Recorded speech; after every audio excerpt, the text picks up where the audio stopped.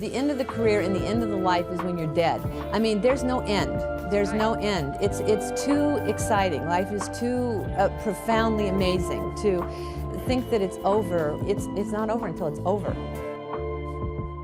What drives a Hollywood legend to pen her final words, not about fame, but about failure? When a woman who made millions laugh can't make her own children smile, what truth remains unspoken? At 78, one of cinema's most beloved actresses sat down to write her last will, but it wasn't just about money. It was a confession, a tearful admission from a mother who gave everything yet somehow lost what mattered most. The question isn't whether she succeeded in Hollywood. Everyone knows she did. The real question is, did she succeed at home? Stay with us as we uncover a story that goes beyond red carpets and awards into the raw, unfiltered reality of motherhood, regret, and the price of living in the spotlight. The unexpected choice, becoming a mother at 50. Diane Keaton never imagined her greatest role would come long after the cameras stopped rolling. She had conquered Hollywood, won an Oscar, and stood as a symbol of strength, wit, and independence. The winner is Diane Keaton and Annie Hall.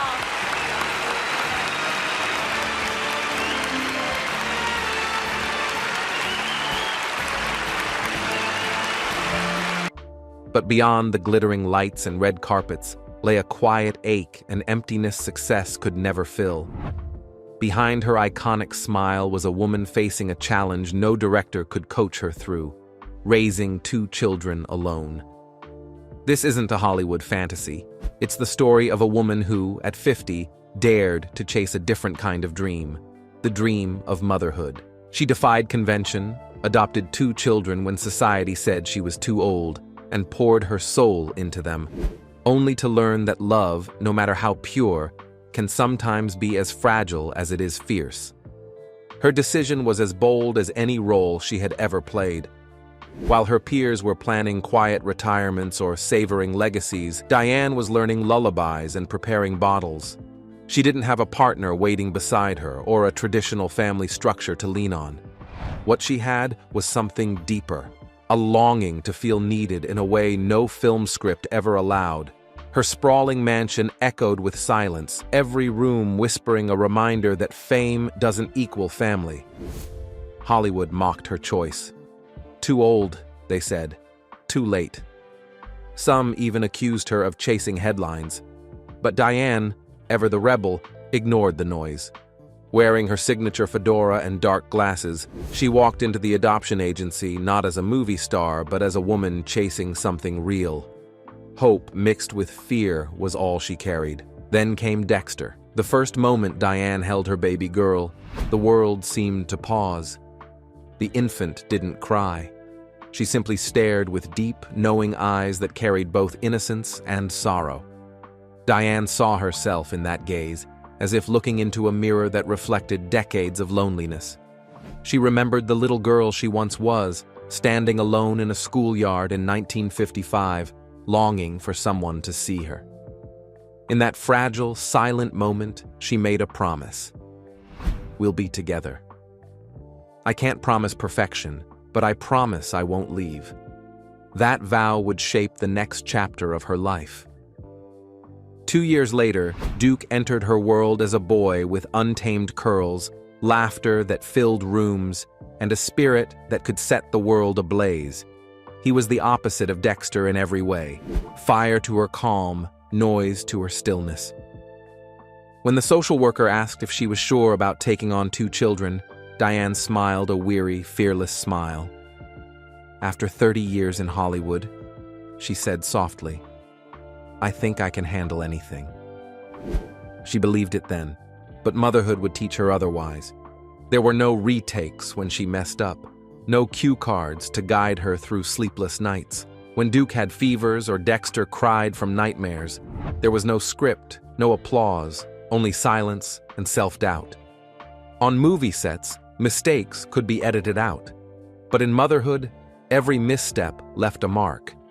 She would show up to work with exhaustion written across her face, her once flawless confidence replaced by quiet uncertainty. Makeup could hide the fatigue, but not the vulnerability beneath it. Diane had played every kind of woman, lovers, dreamers, survivors, but this was the role that stripped her bare. It demanded more honesty than any performance. Because motherhood wasn't about perfection, it was about endurance, sacrifice, and showing up, even when every instinct begged for rest. For the first time, she wasn't performing for the world. She was fighting for something far more precious: belonging. And in that messy, unpredictable journey, Diane Keaton discovered that the most extraordinary stories aren't written in scripts. They're lived, one sleepless night at a time. The growing distance, when love wasn't enough. Dexter grew up gentle and reserved, much like Diane herself. She took piano lessons and painting classes. Every evening she'd sit under her desk lamp reading books, creating her own little universe away from the noise. Diane enrolled her in the best schools and gave her every opportunity. But somewhere between childhood and adolescence, a wall began to build. It started with small, short answers, closed doors, headphones that never came off. By the time Dexter turned 11, the distance between them felt like an ocean. The breaking point came on a cold December night in 2003. Diane had just returned from a grueling 12-hour shoot, still in costume, makeup smeared, exhausted to her bones. Dexter sat at the kitchen table, lost in her music. Diane asked if she'd eaten dinner. No response. She asked again, louder this time.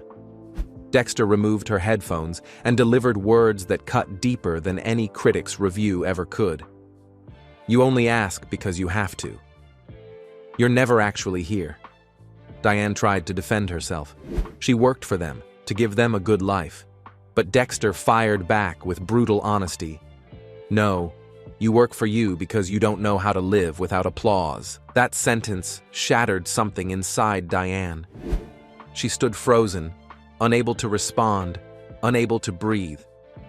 Dexter walked upstairs and slammed her bedroom door so hard the picture frames on the walls shook. That night, Diane sat on the couch listening to sad guitar music drift down from upstairs. No words, no lyrics, just the sound of her daughter's loneliness echoing through their expensive, empty house. For the first time, Diane understood a painful truth. She'd spent so much time being loved by strangers that she'd forgotten how to truly love the people who needed her most. The years that followed only widened the gap. Diane still smiled for the cameras and gave charming interviews. She still wore her iconic hats and received standing ovations. But inside, a storm raged. When Dexter turned 15, Diane took her to the Golden Globes. The press called them Hollywood's perfect mother-daughter pair. But on the drive home, Dexter said something that would echo in Diane's mind for years. "I hate being seen as your accessory." Diane said nothing. She gripped the steering wheel tighter and pretended she didn't hear. But she did, and it destroyed her. By 2005, Dexter's rebellion reached its peak. She wanted to drop out of school and travel. Diane refused. They fought viciously. Dexter screamed accusations that felt like knives. "You want me to be your copy?" A lonely woman surrounded by hats and trophies? Diane shouted back that she only wanted her daughter to be safe, to have stability. But Dexter wasn't done. "No, you just want me to play it safe so you don't have to be scared." In a moment of rage and desperation, Diane slapped her. Not hard, but hard enough. Dexter stared at her mother, eyes red and wounded, then walked away. They didn't speak for 3 weeks. In 2007, Diane starred in a film about difficult mother-daughter relationships. The media praised her performance, calling her the icon of strong motherhood. But every scene felt like torture. Every line about a mother losing her daughter felt like looking into a mirror she couldn't break. When the director called cut, Diane would cry, but no one knew why. In March 2008, Dexter left home. She was 18. Diane drove her to the airport in pouring rain. She asked where Dexter was going. "I don't know. I just know I can't stay here." Diane whispered an apology. Dexter's response was colder than the rain outside. "You don't need to be sorry. Just stop acting." Those were the last words Diane heard from her daughter for 2 long years. Duke, the storm that never settled. If Dexter was the quiet heartbreak, Duke was the storm that refused to rest. Diane adopted him in 2001 when he was just a baby, a bundle of laughter, energy, and mischief. His curls bounced when he ran through the halls of her home, his laughter echoing through rooms that had long been silent. Diane thought she was ready this time. She believed motherhood, once painful and uncertain, would be easier now that she understood its demands. Duke was sunlight in motion, wild, bright, unpredictable. He filled her life with sound and chaos, the kind of beautiful mess that made her feel alive again. She taught him to ride a bike, to play the piano, and to believe in himself. Every time he called her mom, something inside her healed a piece of her loneliness replaced with belonging. For years, everything felt right, but children grow, and innocence fades. By 2013, when Duke turned 12, something inside him shifted. His laughter became rare, replaced by sighs, slammed doors, and defiant silence. His eyes, once full of wonder, now carried a restless anger that Diane couldn't understand. He began skipping school, arguing with teachers, ignoring her calls. The boy who once couldn't fall asleep without her lullabies now disappeared for hours, sometimes days. One night, she discovered he'd been sneaking out drinking, smoking, hanging out with friends who were already lost in their own chaos. When she confronted him, the truth came out sharp and cruel. "Don't act like you understand," he snapped. "All you do is act." The words hit harder than any review or insult she'd ever faced in her career. They were the same words Dexter had thrown at her years before. History had found a way to repeat itself, and Diane was powerless to stop it. Her voice trembled when she whispered, "You think I've never been real?" Duke looked at her coldly. "You wear a hat, you smile perfectly, you play mother like a role, but you're terrified. You don't live for real." She wanted to argue, but she couldn't. Deep down, she knew he was right. Fear had always been her shadow. Fear of failure, fear of love, fear of losing what she loved most. In 2015, her fears came true. Duke ran away. Police found him drunk on a Malibu beach in the middle of a storm. The call came after midnight. Diane didn't hesitate. She got in her car and drove through pounding rain, hands gripping the wheel, heart breaking with every mile. When she reached the beach, Duke was sitting alone, soaked, shivering, staring at the waves. She didn't scold him. She simply knelt beside him and wrapped her coat around his shoulders. "Are you cold?" she asked softly. He didn't look at her. "You don't need to be here." "No," she said, her voice cracking, "but I want to be." He turned to her, his eyes glistening. "If you really wanted to be here," he said, "you would have been here a long time ago." Those words broke her, because he wasn't talking about that night. He was talking about the years she'd missed while chasing perfection, the nights she'd been on set instead of home, the moments she'd mistaken success for love. Duke eventually came home, but something between them had changed forever. Every conversation became a battlefield, every silence a wall she couldn't break through. And as Diane watched him drift further away, she finally understood the truth. She had given Duke everything except the one thing he needed most of her time. The final reckoning. A mother's last words. By 2020, Diane's body began betraying her. Her hands trembled holding coffee cups. Her memory faded in pieces. Doctors diagnosed joint problems, balance issues, eventually early Parkinson's. She hid it from everyone, especially her children. She kept working, kept moving, kept pretending everything was fine. But in 2021, she fainted in her garden. When she woke up, Duke sat beside her, eyes red from crying. "Mom?" "You can't live alone anymore." She whispered, "I've lived alone my whole life, Duke." He shook his head. "But you're not the same anymore." She held his hand, both of them trembling. "No, now I'm finally who I truly was. Alone, fragile, but still loving you both." Dexter had grown even more distant, building her own family, living her own life. Occasional texts replaced phone calls. Brief visits replaced conversations. Diane understood. She'd once been the busy one, the one who didn't have time. But understanding didn't make the loneliness hurt less. By 2023, Diane knew her time was running out. She called her lawyer and prepared her will. Not just a document dividing money, but a letter explaining everything she'd never said out loud. She left Dexter the house in Pacific Palisades, the place where first steps were taken, where laughter once filled rooms, where family dinners happened before everything fell apart. She left her entire photography collection, tens of thousands of images capturing moments when life felt real. For Duke, she left financial assets worth millions, along with the old piano he used to play, the instrument that held their few perfect moments together. She established a foundation to help single mothers and aging artists, people who'd lived in spotlights and died in shadows, just like her.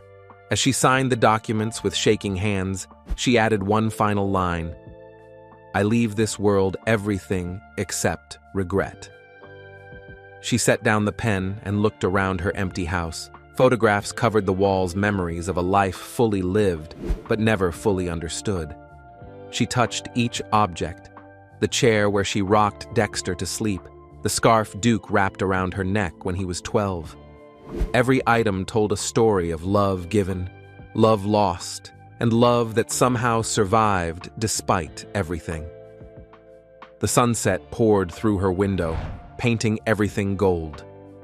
Diane opened her old notebook and wrote her last entry.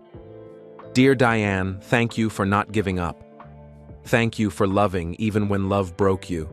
Thank you for being a mother even when you failed. And thank you for forgiving not just others, but yourself." Her hand trembled as she wrote, ink smudging across the page. But she didn't fix it. Life was never perfect either. Night fell. The clock ticked slowly, steadily, counting down final moments. Diane opened the window, letting the breeze carry in the scent of oranges from her backyard, the smell she'd always associated with her children's childhood. She breathed deeply, feeling unexpected peace. She thought about the day Dexter and Duke would read her will. Maybe they'd cry. Maybe they'd stay silent. But she knew eventually they'd understand that everything she did, even the mistakes, came from love. She looked in the mirror one last time. The reflection staring back wasn't the Hollywood icon the world remembered. It was simply Diane. Silver hair framed her face like a crown of time, and every wrinkle told a story the cameras had never captured. They weren't imperfections, but evidence of a life lived on her own terms, a mosaic of triumphs, heartbreaks, and moments too fragile to name. "You've lived long enough, fierce enough, beautiful enough," she whispered softly. "You don't need to be afraid anymore." Her voice was steady this time, no trace of doubt, no hint of the woman who once feared being unloved or forgotten. There was peace now, not the kind found in applause, but the quiet kind that comes only after years of fighting yourself. Turning back to her desk, she reached for the will pages smudged slightly by trembling hands and tears shed in solitude. It wasn't just a legal document. It was her final script, her closing act. On the last page, her handwriting curved gently across the paper. "To my children, I leave not just what I owned, but what I learned. Love deeply, forgive quickly, and never wait too long to come home." Those words, she thought, carried more meaning than any award speech or interview ever could. They were the truest lines she'd ever written, born not from talent, but from truth. Outside, the California sky turned to gold, light spilling through the windows and painting everything in warmth. She leaned back, eyes half closed, as if the sunlight itself was cradling her. In the silence, she heard faint laughter, the laughter of two little boys who had once made her world feel whole. Then came their voices, soft, distant, but unmistakably theirs. "Mom." Her lips curved into a tender smile. "I'm here," she whispered, tears slipping down her cheeks. In that moment, she wasn't an actress, or a mother who had failed, or a woman chasing redemption. She was simply human, flawed, forgiven, and finally free. As the world outside darkened, Diane Keaton's story became more than a tale of fame. It became a reflection of us all, of every scar that healed, every regret that softened into wisdom, and every love that brought light back into our lives. A reminder that no matter how far we fall, love always finds a way to bring us home. If this story touched your heart, don't let it fade here. Like, share, and subscribe for more stories that remind us what truly matters, and tell us in the comments, what truth would you want to leave behind when the curtain falls?